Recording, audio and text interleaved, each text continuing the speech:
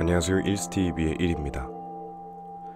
오늘은 제가 책을 한 권 읽어드릴 건데 오늘은 이만 좀 쉴게요 라는 제목을 가진 책입니다. 이 책을 쓰신 작가님은 한국과 일본 두 개의 국적을 가진 남자고요.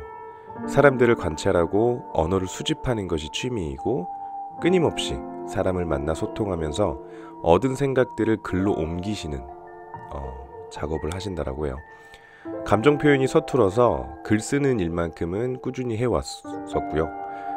글에는 한계가 없다라는 생각으로 늘 글을 배우고 또 글을 연구하신다라고 합니다.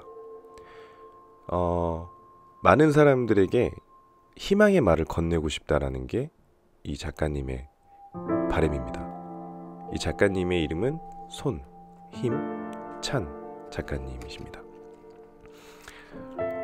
첫 페이지부터 해서 쭉 읽어드리도록 할게요. 프롤로그는 생략을 하고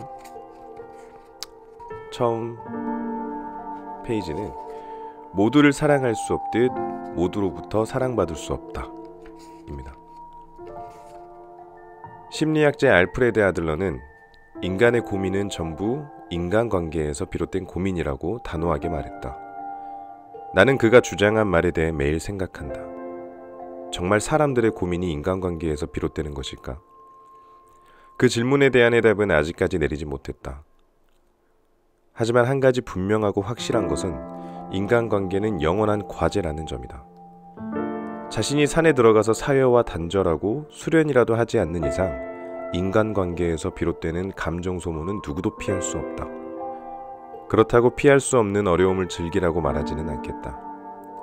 단지 내가 바라본 인간관계는 무엇이며 이를 어떻게 바라보고 행동하는 것이 좋을지 조언하는 것뿐이다. 나는 평소에 다른 사람의 다름을 인정하고 가까이 지내면서도 적절한 거리를 둔다. 지나치게 가까우면 기대를 하게 되고 실망감 또한 커지기 때문이다. 이해와 존중, 이 첫걸음을 떼지 못한다면 인간관계는 몹시 피곤해진다. 인간관계는 이상형만 골라 담을 수 없다. 연인관계를 떠나서 누구에게나 각자 원하는 인간적인 이상형이 있다. 때문에 내가 원하는 사람과 그렇지 않은 사람으로 인간관계를 분류하곤 한다. 자신의 주변 좋은 사람이 많아야 행복할 것만 같다는 이유로 말이다. 하지만 그건 위험한 생각이다. 기대감이 클수록 실망도 크기 때문인데 그들이 내가 생각하는 대로 완벽할 수 없을 뿐더러 당신 또한 그들이 원하는 모습처럼 완벽해질 수 없다. 쉽게 말해 내가 가진 약점을 타인은 3분의 1을 가지고 있을 수 있고 모두 가지고 있을 수 있다. 더 중요한 사실은 당신도 모르는 어떤 부분을 누군가는 이를 갈면서 부러워하고 있다는 것이다. 고로 당신은 완벽한 사람이 될 필요가 없고 완벽한 사람을 찾을 필요도 없다. 오해를 전제로 한 기대보다는 이해를 전제로 한 기대를 하는 편이 실망감을 덜고 기쁨을 배로 만들 수 있는 지름길이니까. 관계란 가까울수록 크게 데인다. 연인 간의 잦은 다툼을 피할 수 없는 이유는 그만큼 몸과 마음을 가까이 두려고 하니 사소한 생각부터 충돌을 피할 수 없어서다. 또 정말 친한 친구라도 한순간에 돌아설 수 있다. 화해를 통해 관계를 되돌려 놓을 수 있지만 잘못하면 영영 돌이킬 수 없는 사이가 될 수도 있다. 슬프지만 그것이 인간관계의 현실이다. 가족은 내가 선택할 수 없다. 그렇기 때문에 함부로 끊을 수 없다. 가족이라는 관계는 특히 갈등이 끊이질 않는다. 때문에 가까이 할 수 없으면 잠시 멀어지는 것도 방법이다. 따로 독립해서 지내는 것이 가장 좋지만 현실적으로 그게 어렵다면 자는 시간 외에는 밖에서 지내는 것도 하나의 방법이다. 최대한 마주치지 않는 방법이다. 그렇다고 가족을 마냥 피할 수 없으니 피하는 시간에는 당신의 그릇을 넓히는 데 집중했으면 좋겠다. 당신이 그들을 품을 수 있을 만큼 마음의 여유와 경제적인 여유를 갖추는 시간을 자신에게 투자해야 한다는 말이다. 예전에 인스타그램에 가족에 관한 글을 올렸었는데 지인이 내게 댓글로 가족관계에 대해 일러준 내용이 생각나서 공유해본다. 사람이라는 존재 자체에 안타까운 것이 있다면 가까우면 가까울수록 상처를 주고받는다는 거예요. 사이가 무척이나 가까울수록 상처를 주기 쉽고 받기 쉽네요. 연인이나 친구의 거리와는 비교도 안 되게 가까워서 서로 배려하고 고치기도 힘들어요. 사랑하는 만큼 밉고 미운 만큼 사랑하는 관계입니다. 모루아는 가정은 누구나 있는 그대로의 자신을 표시할 수 있는 유일한 장소이다 라고 말했다. 정말 나의 있는 모습 그대로 보여주고 서로 진정으로 이해하고 존중받을 수 있는 관계가 되었으면 하는 바람이다. 친해지는 것도 위험이 따른다. 인간관계에서 상처받지 않으려면 적당한 거리를 두면 된다. 똑똑한 사람이나 책에서는 그렇게 말하지만 그렇게 내 마음대로 될 수 있다면 말을 안 한다. 새로운 사람을 만나 대화를 통해 서로 알아가는 과정에서 관계가 깊어지거나 제자리 걸음을 유지한다. 문제는 시간이 지나면서 관계가 깊어지고 나서다. 믿었던 친구나 직장 동료와 사이가 틀어지면 그들에게 털어놓았던 고민거리는 모두 약점이 되고 과장된 소문으로 돌아온다. 상대방에 대한 믿음과 신뢰를 바탕으로 시작한 대화 내용들이 언젠가부터는 상대를 어떻게든 깎아내리기 위한 도구로 쓰인다. 힘든 짐을 풀어놓으니 돌덩어리가 되어서 내게 돌아오는 만큼이나 초라한 일은 없다. 내 역잠을 알아도 그것을 존중해주는 친구가 한 명이라도 있다면 그것은 더할 나위 없이 좋은 일이다. 다만 새로운 친분을 맺었을 때 나를 어디까지 드러낼 것인가를 고민한 뒤에 조심스레 대화를 해야 하는 우리 현실이 안타까울 뿐이다. 근거 없는 소문이 나의 이미지를 결정한다. 대화를 하면서 상대의 깊은 속을 알게 되면 아, 이 사람 참 진국이다 생각이 들 때가 있을 것이다. 나 같은 경우 자주는 아니지만 규칙적으로 독서, 글쓰기 모임에 참석하면서 생각을 들려주기도 하면서 듣기도 한다. 딱히 어떤 목적을 위해 친해지는 경우는 없었고 아 하고 던져도 이야기가 잘 통하는 사람과는 대부분 금방 친해진 것으로 기억한다.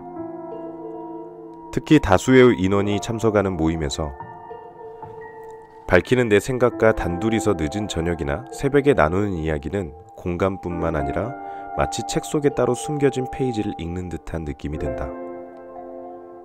새삼스럽지만 평생 친구란 굳이 10대 시절, 중고등학생 때 생기는 것이 아님을 느낄 때가 있다. 그런데 살다 보면 인간관계에서 이렇게 동화 속의 해피엔딩처럼 잘 풀리는 일이 많지만은 않다. 특히 이렇게 본인 혹은 상대의 깊은 속을 알기 전에 어떤 선입견이나 소문이 생기면 그것으로 인해 다가오기 힘들거나 다가가기 어려워진다. 오해를 기반으로 하는 대화는 쉽게 풀리지 않기 때문에 나에 대한 편견을 가지고 험담하는 사람을 굳이 애써 붙잡지는 않는다. 하지만 오해를 풀 수 있는 가능성을 얘기하기도 전에 낮출 필요는 없다. 나에 대한 이미지 관리는 다수에게 정확한 견해를 밝히는 것과 소수에게 내 진심을 전달하는 일이 아닐지 생각해 본다. 편견이라는 벽만 넘으면 진짜 친구가 될 수 있지 않을까? 상대방의 약점을 이용하는 사람들의 심리. 범죄 심리학에서는 피해자를 쇠뇌시킬 때 상대방에게 자기 반성을 하게 만든다고 한다. 나 때문에 잘못됐고 이건 모두 내 책임이야 라는 식으로 상대방을 설득시킨다. 이 이론의 사실 여부를 떠나서 우리도 알게 모르게 인간관계에서 불리한 입장 혹은 보다 을의 입장에 해당하는 사람은 본인에게 책임이 있다는 생각을 깔고 시작한다. 즉 상대방에게도 분명히 책임이 있음에도 불구하고 대부분의 잘못이 자신에게 있다고 인지한다. 여기서 아이러니한 것은 관계라는 것에서보다 갑의 입장에서 가까운 사람은 상대방의 그런 태도를 바로 잡으려고 하지 않고 이용하는 데 있다. 만일 그 사람과의 관계가 이런 상황으로 흘러간다면 상대에게 자비를 바라서는 안 된다. 당신이 굽히고 참을수록 그런 당신의 모습에 자신감을 얻고 계속 바꾸기 어려운 성향이나 자신이 보기엔 단점이라 느낄 수 있는 부분을 고치라고 요구할 것이다. 또 상대를 생각해서 조언하려는 의도는 좋으나 그것보다는 상대의 언행을 통해 내가 어느 부분이 불편했는지 설명하는 것이 설득하기도 수월할 것이다. 친구, 연인, 연상, 연하 등 인간관계는 모두 동등하다. 나이에 따라 상대를 푸대접해서는 안 되고 나이가 많다고 모든 말이 옳은 것이 아니다. 이미 자리 잡힌 성격이나 습관들을 고치기 어렵다. 고로 상대방의 부족해 보이는 모습마저 받아들이고 이를 어떻게 맞춰 나갈지 함께 노력하는 자세가 필요하다. 나를 막대하는 사람을 보면서 나는 저렇게 하지 말아야지 하고 생각하는 것도 좋은 교훈이다. 비교의 잣대 내려놓기. 우리가 현실이나 미디어에서 보는 외모가 뛰어난 사람, 재력이 뛰어난 사람, 한 분야에서 재능이 뛰어난 사람들이 모든 면에서 당신보다 뛰어나다고 말할 수 있을까? 아니다. 애초에 질문부터 잘못되어 있다.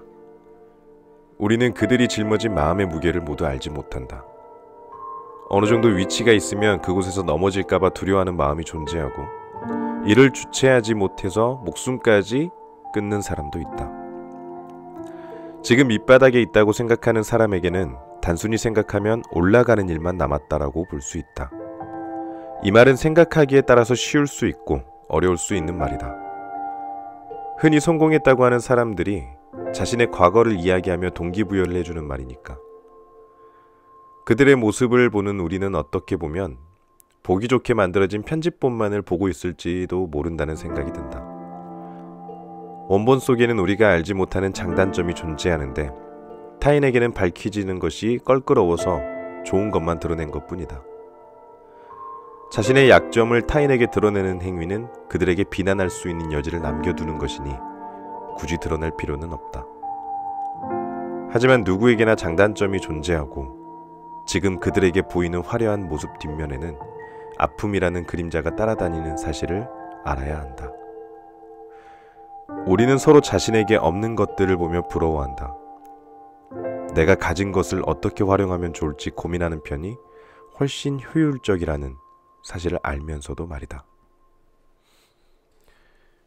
네.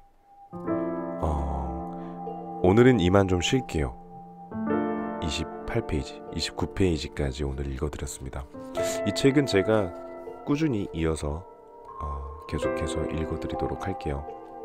좋은 내용들이 너무나도 많고 특히나 제가 생각했던 것들도 안에 들어가 있고 제가 미처 생각하지 못했던 것들도 안에 들어가 있어서 공감이 되면서도 또 저에게 뭔가 위로가 되기도 하고 그런 책이라서 굉장히 좋을 것 같습니다. 책을 구매하셔서 읽어보시는 것도 저는 굉장히 추천드리고 싶어요. 베스트셀러에 있는 책이거든요. 뭔가 인간관계든 마찬가지고 제 스스로에게 자체에 조금 더 여유로운 마음을 줄 수 있는 책이라서 굉장히 반갑고 좋은 것 같습니다. 오늘 일스TV 여기까지 하고요. 들어주셔서 너무나도 감사드리고 구독과 좋아요 그리고 알림 버튼까지 꼭 부탁드리겠습니다. 오늘 하루도 너무나도 고생 많으셨고요. 주무시는 시간 달콤하게 주무시기를 제가 기원하겠습니다. 이만 여기서 일스TV 마무리하겠습니다. 굿나잇.